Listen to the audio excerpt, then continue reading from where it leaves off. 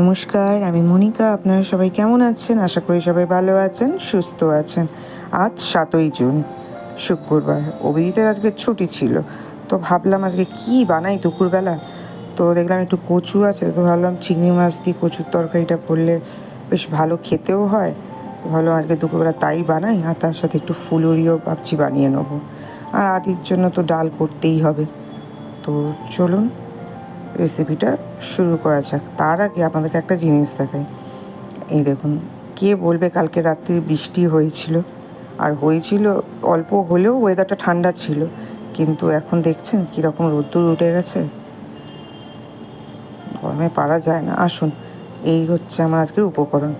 এখানে নিয়ে নিয়েছি আপনার বুড়ি কচু অল্প করে, আর এখানে দুটো আলু, একটু চিংড়ি মাছ নিয়ে নিয়েছি, আর আলুর সাথে ওখানে একটা টমেটোও আছে।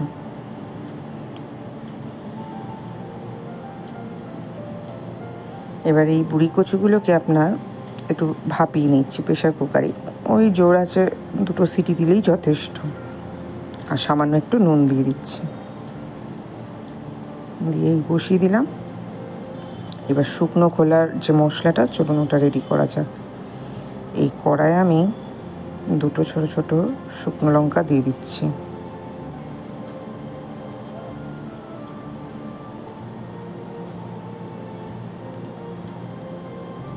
দিয়ে একটু হালকা করে নাড়িয়ে নিচ্ছি।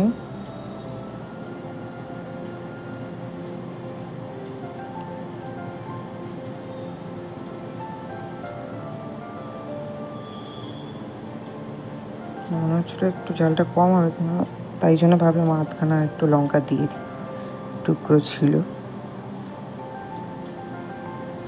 আর তার সাথে দিয়ে দিচ্ছি একটু গোটা জিরে। এটা ছাড়া তো তরকারি হবেই না, তার ফ্লেভারটাও আসবে না। যে মানে একটা গন্ধ, একটা স্বাদ, যেটা জিরে আর শুকনো লঙ্কা দিলেই ওইটার টেস্টটা আপনার খুব সুন্দর হবে। তো ওইটাকে আমার শুকনো কলায় ভাজতে দিয়ে দিলাম। এই যে শুকনো কলায় ভাজা হয়ে গেছে, এগুলোকে এবার আমি বেটে নেবো।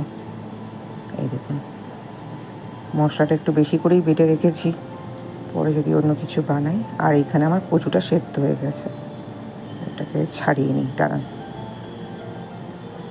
এই যে ছাড়িয়ে নিয়েছি, এবার এগুলোকে একটু কেটে নেব। 2 পিস করে নিয়েছি সব কটা কচুকে। এবার এই গরম তেলে আপনার আলুটাকে ভাজতে দিয়ে দিচ্ছি। এখানে আমি আলু এবং আপনার কি বলে কচু দুটোকেই ভালো করে ভেজে নেব, লালচে লালচে করে। এই দেখুন, আমার আলু, কচু আর চিংড়ি মাছটা ভাজা হয়ে গেছে। এবার গ্রেভিটা বানাবো, আসুন। এবারে এই তেলে একটু আমি জিরে ফোড়ন দিয়ে দিয়েছি,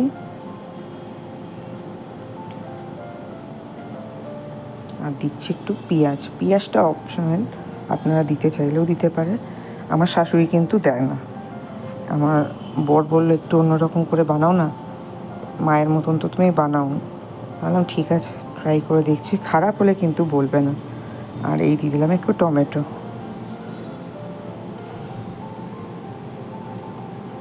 দিয়ে ভালো করে নাড়িয়ে নিচ্ছি। আর টমেটোটা যাতে তাড়াতাড়ি সেদ্ধ হয়ে যায়, তার জন্য একটু নুন দিয়ে দিলাম, মানে একটু গলে গলে যাবে তাড়াতাড়ি।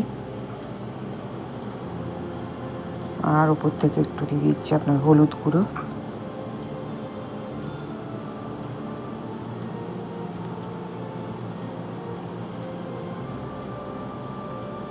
আর একটু কাশ্মীরি রেড চিলি।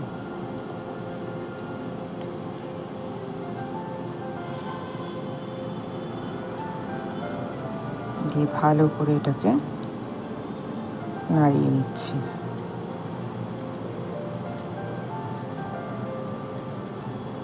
আচ্ছা, এখনও পর্যন্ত আপনারা অনেকেই আমার ইউটিউব চ্যানেলে এখনও সাবস্ক্রাইব করেননি। দেখলাম একটু জল দিয়ে দিলাম কিন্তু এর মধ্যে কষানোর জন্য। আমি কালকেই দেখছিলাম, প্লিজ আপনারা আমার আগের পেজটার মতন এই পেজটাতেও আপনারা লাইক করে দেবেন এবং সাবস্ক্রাইব করে দেবেন আমার ইউটিউব চ্যানেলটাকে। আর ফেসবুক পেজটাকে ফলো করার জন্য অসংখ্য ধন্যবাদ আপনাদের। এবার এই যে মশলাটা কষানো হয়ে গেছে, প্রথমে একটু আলুটাই দিয়ে দিলাম, দিয়ে একটু হালকা একটু নাড়িয়ে ছাড়িয়ে নেবো।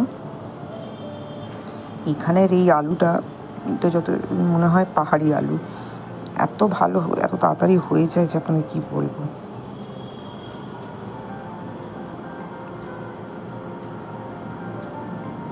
একটু সামান্য মনে হচ্ছে একটু জল দিতে হবে, দাঁড়ান একটু জল দিয়ে দিলাম, দিয়ে এই 1-2 মিনিটের জন্য একটু ঢাকা দিয়ে দিচ্ছি। ব্যাস, মশলাটা কষে এসছে। আর এই চিংড়ি মাছ কচুটা আলুর সাথে দিয়ে দিয়েছি, দিয়ে জল দিয়ে দিলাম। এখানে আমি গ্রেভিটা বেশি মানে ঝোল ঝোল রাখবো না, বেশি থিকও না আবার বেশি জল জলেও না। এই দেখুন ঝোলটা ফুটছে যখন, তখনই ওই ভাজা মশলাটা দিয়ে দেবো।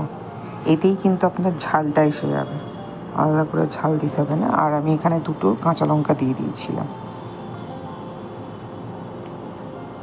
দেখুন একটু ঢাকা দিয়ে দিলাম 2 মিনিটের জন্য। আঁচটা কিন্তু আস্তে করবেন না, সামনেই থাকবেন, কেন সব কিছু সেদ্ধ হয়ে গেছে। ব্যাস, আজকে এই রান্নাটা শেষ। এবার ফুলুরি ভাজার পালা। এই ফুলুরিটা ভাজতে দিয়ে দিলাম।